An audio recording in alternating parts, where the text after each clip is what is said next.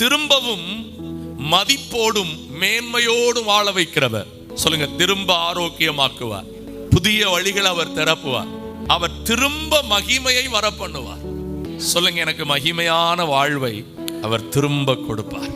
வெறுமையாக்குகிறவர்கள் அதை வெறுமையாக்கி இருக்கலாம். ஒருவேளை நம்முடைய பாவத்தினால் நாம் அதை வெறுமையாக்கி இருக்கலாம்.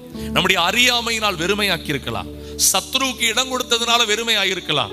துன்மார்க்கருடைய காரியத்துக்கு நம்ம ஆலோசனைக்கு செவி கொடுத்ததுனால வெறுமையாக்கி இருக்கலாம். அங்க அந்த வார்த்தை இருக்குது பாருங்க, திராட்சை கொடிகள் கெடுக்கப்பட்டு போகிறது.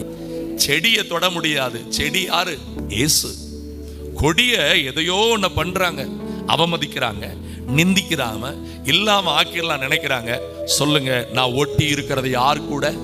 என்னுடைய செடியாகிய அவர் என்னை கைவிடுகிறதே, அவர் என்னை புறம்பே தள்ளுகிறதே, அவர் என் மகிமையை திரும்பி வர பண்ணுவார்.